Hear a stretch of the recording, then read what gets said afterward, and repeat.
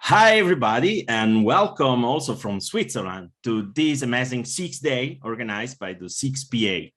I'm Beppe Vincenti. I'm network leader of the CXPA in Switzerland, and I'm very happy to introduce you today to a very special guest for our fireside chat.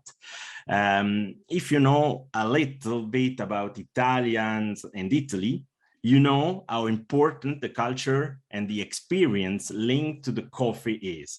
So I'm really pleased today to introduce you an awesome CX expert, Michela Cocco, who is Global CX and Innovation Manager for one of the most important company in the coffee industry, Nespresso. Ciao, Michela, welcome. Ciao, Beppe. Thank you for this amazing introduction. I'm very happy to be here and thank you for the invitation again. And I'm really looking forward to share a bit about my experience and also some useful tips with the community who is following us today at this great event. And we are really looking forward to it too. So maybe we start and we start with just a simple question. Who is Michela? Yes, so who is Michela? So Michela is Italian, as Beppe said. So I'm a passionate CX professional. I'm in love with customer experience. And I'm currently working at Nespresso as a CX and Innovation Manager for the HQ in Switzerland. Actually my experience, my career didn't start in customer experience. It was a journey. My first job was in a marketing team at Nestlé.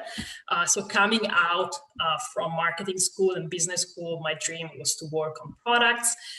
So I did an experience in European brand management for the ice cream business at Nestlé.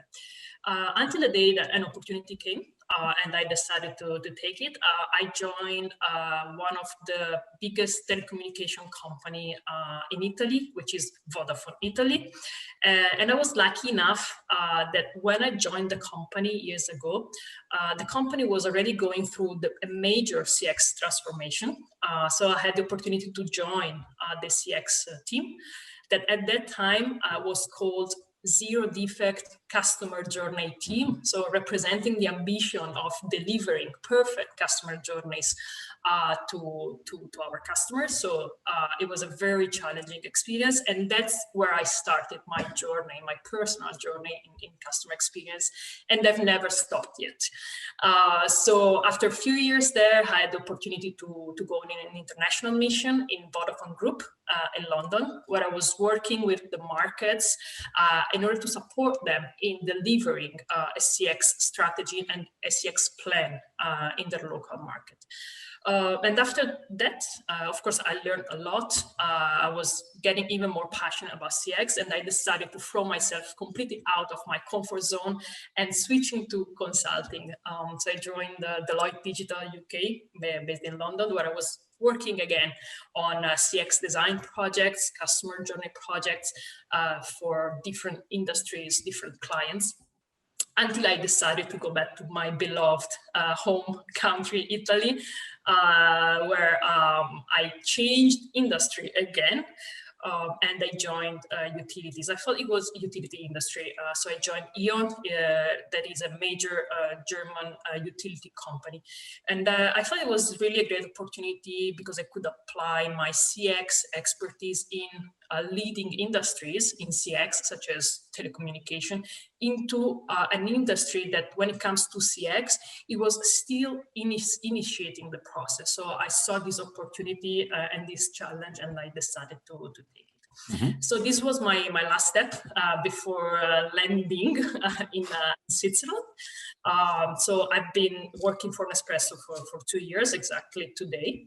And in my current role, I have the responsibility to ensure that every product we develop is developed with a customer-centric mindset, with a customer-centric approach. So we know that developing a great product and an innovative product and that design product, it's not enough anymore. What we need to deliver to our customers, it's a full ecosystem. So made of course, product, excellent product, services, and experiences as well. So overlooking the whole customer journey and the whole experience is my responsibility to make sure that we really launch on the market products and experiences that are relevant for our customers, and that, of course, make us win against competition at the end of the day to gain our customers' loyalty. That's a point that maybe we will look afterwards about competition, how you stay above your competition in today's market. But before we start with that, I think just one remark. Nespresso is maybe one of the globally recognized more customer-focused company in the world. And there is no secret that you have perfect customer journey designed and really perfect developed customer experience. So I would say if you have to give us three main pillars of your strategy, of your CX vision, which will be those three pillars? That's a very interesting question, Beppe, and thanks for it, because customer experience can be very broad. So sometimes it's also hard to define, okay, what are the top 3 or top 5 pillars? But I have my preferences. So for me, in order to be a truly customer-centric company, so with facts and not only words, at least you have to have in place 3 main pillars. One is customer experience governance. The second is technology. And the last but not least, it's culture. So let me tell you a bit more about what I mean by these 3 pillars. So when it comes to governance, customer experience transformation, it can be a long process. It can be a change. It's about change management. It's a big change in a company. So of course, you need to have a governance in place to support this change. So having a governance, a CX governance in place means first of all, also having an organizational structure that reflects this customer centricity. So it means that you need to have a customer experience team, if we want to call it like that. In general, you need to have someone that represents the customer in the leadership team, in the top management. It could be the CMO, it could be the chief customer officer, the chief experience officer. It could be any person. The important thing is that the customer is represented together with the business KPIs and business objectives and strategy. Also, the customers needs to be represented in the leadership team, and it needs to be cascaded through the organization through a strong structure and ownership. Every employee is, at the end of the day, responsible for the experience, but of course, you need to have a centralized team with clear ownership on customer journeys in order to drive the projects in a customer-centric way versus product-led. So this is one of the pillars that cannot be missed. When it comes to technology, technology is very important because you need to have the systems that allow you to react to continuously changing and emerging needs.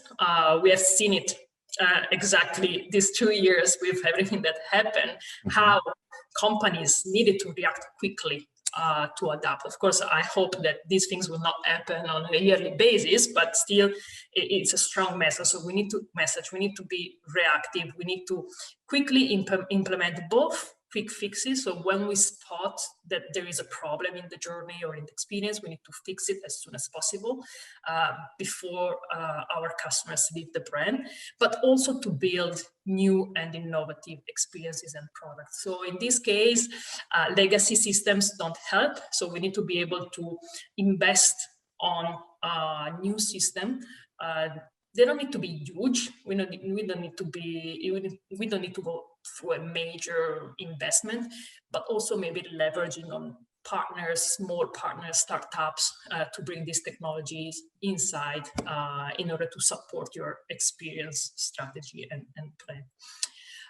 And then last but not least, and it's a topic I'm very passionate about. Actually, it's culture. So culture, it's very hard to define. It's very hard to give a definition, but for sure what you need is, what is very important is to have a strong CX culture and mindset. It's not something that happens overnight, of course. There are things that can be done in order to enable this cultural transformation. It's not just an HR job. It's not just a customer experience team job. It's everyone's job and responsibility to develop this culture. You can do it a lot by working on your current employees, such as by integrating in the organization people who have already a strong CX mindset. So it's very important, for example, also during the interviewing and recruitment process, to already assess these, I don't want to call them competencies because it's more about mindset. So to assess mindset, this customer-centric mindset, regardless the role the person, the new hire, is going to cover. So for me, exactly, governance, technology, and culture are three must-have in order to truly be and or become a customer-centric company. Customer focused. I really like what you say right now. I think about this famous empty chair in all the Amazon meetings when people discuss about projects or processes or develop new features. And this is something you mentioned. You need someone that becomes the customer advocate, and there is there when important decisions are taken. So it's something very, very important. And one other topic that I agree with you, it's really, really important, it's culture. So let's maybe go deeper into this topic. And when I think about how many employees do you have, more or less? Thousands. So how can such a big company convince every employee to become customer focused, customer centric? Which are the secrets that a big company can use from your experience, the best practices you've seen in your career as CX expert?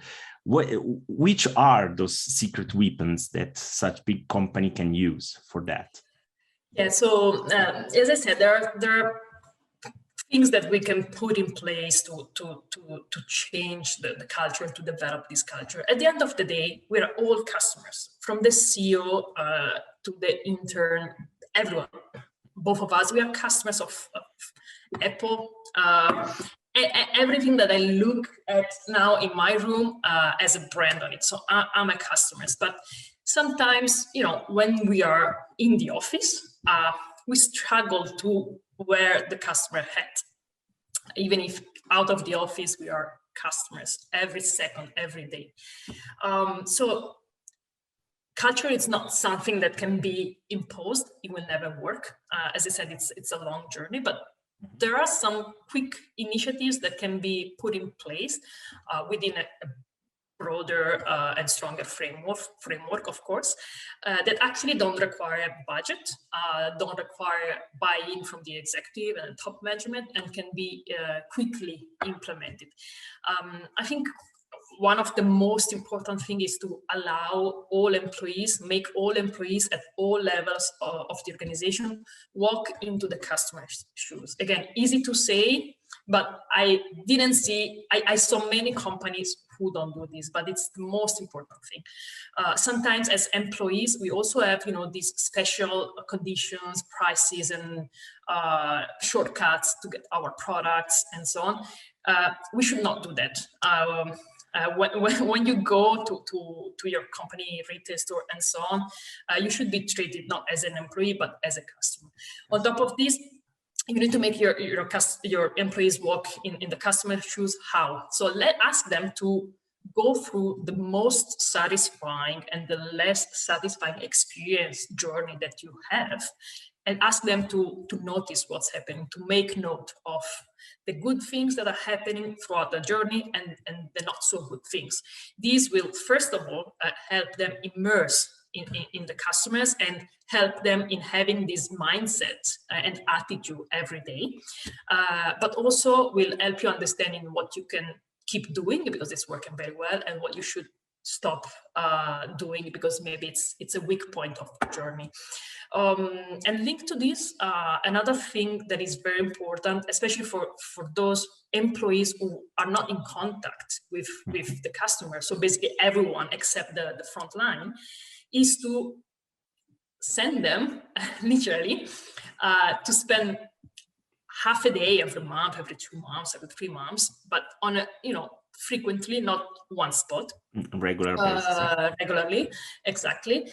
Send them to your retail stores, to your point of sales, to the call center, and let them shadow the frontline employees, both to see how they handle customers' queries, issues, how they serve the customers, and also to let them interact with the customers. Because sometimes we tend to make assumptions and we think about ourselves as a customer that could represent the whole customer base, and that's not true. It's an easy shortcut, but it's not true. So we should make our employees get in contact frequently with the customers, of course, during the working days.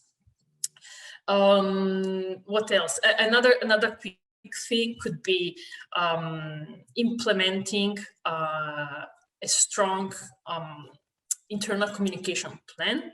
It could be through newsletters, it could be through an internet page if you have this solution in your company, to talk about CX. So you need to expose your employees to this, because CX is a buzzword. It's been a buzzword for a few years now. It's not something that you studied at school. I see now marketing degrees and university or diplomas, masters that are starting to introduce a module, not a course, but a module of customer experience, which is already good. But still, it's a new topic. So not everyone maybe is at ease with new topics. Some people could be adverse to change. So it's very important to communicate around customer experience by sharing, for example, happy customers stories, by sharing how an employee managed an issue in a timely way, in a successful way, to share about CX trends and the importance of customer experience, how it can bring more revenues to the company, and so forth. And also apply to, for example, customer experience and customer centricity awards with your projects. This is very rewarding for the project team, I can say. And also, if you achieve great results, if you are selected as a finalist or you win the prize, it's a strong message that you can bring both inside your company, but also outside for your customers. So these are some quick things that you can put in place in a big company, are very scalable in every market. Maybe you need to have a leader who takes care of it, whether it's the CX team or HR or any person in the organization that believes in customer experience that can take care of this. And I'm sure it will start bringing some results, and it can accompany your journey in delivering this CX transformation that you want to deliver. Yeah, that's you have talked, I don't know how many, but maybe 3 minutes, and you have summarized all the important points that also during my experience I see that should be at least done to really success in your CX program. Maybe I would like to add one, because I experienced it as a customer, and maybe I can tell you this story. I think it can be very inspiring for people who are listening to us today. It's quite a famous initiative, I would say, but it's important to remember this. So basically, when it comes to frontline, we need to give frontline ownership and not only ownership, but also budget, in order to solve a customer issue or problem in a timely manner. So you need to assign them a budget per issue and not per time period, in order to react real time, basically, in front of a detractor, for example. Because in this way, you can easily turn a detractor into a promoter, and the cost is much lower than not doing it. Because if you don't do anything, you might lose these customers. So you will have even a higher cost. And actually, I've lived that as an experience. I will just make a quick example to see how it works. It's about a bank in the UK. I was a customer of this bank. It was right before Christmas. I was setting up my account and I requested my credit card. Of course, they send you the credit card first, and then in a separate envelope, they send you the PIN, the code. So I received the credit card, but after 3, 4, 5 days, I remember a long time, I didn't receive the PIN yet. So I called them up, and like 2 days later, I had to fly back to Italy to spend Christmas with my family. So I ring them up and I say, I received the card, I didn't receive the PIN yet. It's a problem. You know, I was not mad or something, but I told them it's a problem for me because I need to leave. I need to go back to Italy for holidays and so on. So the guy quickly solve my issue by saying, okay, I'm going to deliver you the PIN code tomorrow and it will be in your mailbox. In the meantime, I put 25 pounds in your account for you to enjoy your holidays. Of course, it's not that I'm going to pay my holidays, but still, you know, I didn't request anything. And after, I think, 6 years, I'm still telling this story. Now I'm not mentioning the brand, but when I do with other people, I mention the brand. So, you know, it stays in the customer mind. So it's very important to really make a change. Absolutely. Thank you. Thank you so much to share that with us. I think every people that are looking actually at our Fireside chat maybe has recalled something that happened to him in the same way. So it's quite a really good example of empowering the front line to not just solve problems, but also to create memories and give the best customer experience that they can give. So it's thank you so much, Michela. So I have just one last topic because we are running out of time. So you know, this year 6-day topic is creativity. Yeah, you see above me on my head. So creativity. Let's just talk about creativity for Nespresso. And if you have to resume in a couple of bullet points, what does mean creativity for Nespresso? Yeah, creativity for us, it's very important. We are recognized as premium and innovative brand. So, and we need to keep that promise. So we need to keep innovating and bring creative solutions to the market and to our customers. I think the successful factor lays in the customer centric and human centered approach and methodologies that we adopt in our innovation process. Long story short, just a summary today, we not only design for our customers, we design with our customers. So our starting point is always customer KPIs, customer feedbacks, voice of the customers.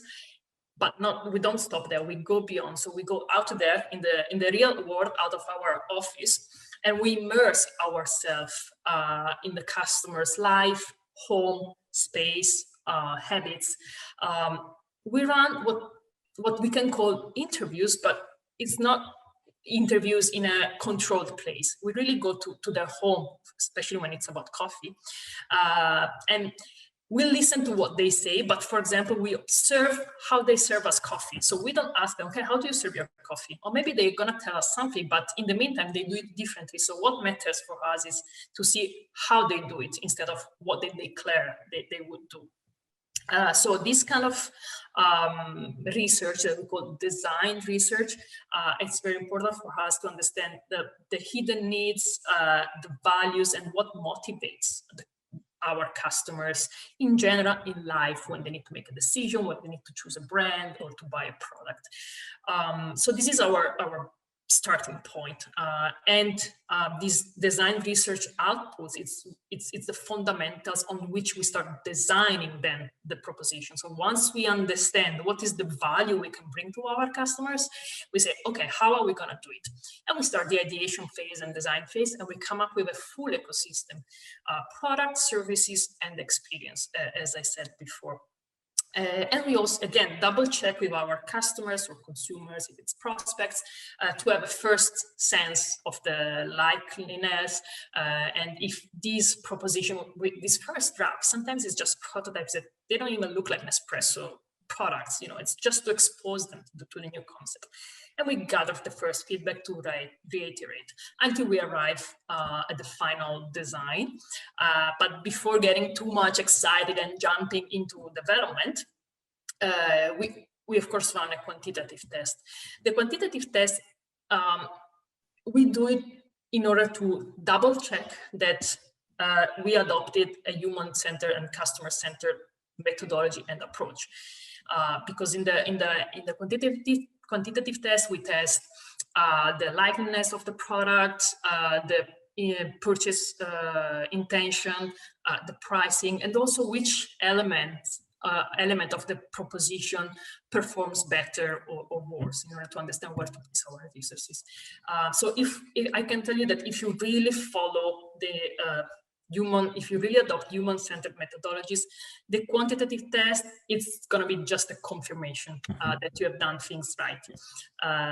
So you can then relax and go into the implementation and being quite confident, I would say. Cool. Yeah. I absolutely. Yes. It's. I think it's really key to involve your customer, not only to start prototyping and ask them about what they think about your MVP, your new process, and so on, but involve them before you start planning and designing it. So it's huge, and I understand why you are still above your concurrents and just a step ahead of them in terms of innovation and creativity. So thank you very much, Michela. It was huge to talk to you today. Before we finish, let me ask you, for our audience, just 3 main takeaway. Let's say Michela start tomorrow his own company and want to put in place his own CX program. Let's give to the audience 3 main point that you will start absolutely without no doubt for your company, your own company, tomorrow if you have to. Okay, so I would say putting in place a CX structure organization, so CX team, CX designers, customer journey owners, a customer experience officer, and ways of working and processes according to that. So with clear ownership, that's my first bullet. The second bullet would be developing the CX mindset and skills of current employees, but bringing from outside new professionals with CX competencies, but mostly important, CX mindset, so that they can inspire our current employees and support them in driving the change.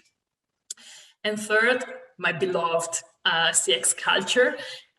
So putting in place these small initiatives within, of course, a bigger framework in order to drive the change in the organization and inject customer experience everywhere, in every team, in every department. Fantastic. Thank you so much, Michela. Really, I really enjoyed our conversation today. So I hope also our audience has enjoyed too. And so happy CX Day to all that are still with us, and see you around, Michela. Thank you so much. Beppe. It was a pleasure. Bye-bye. Bye.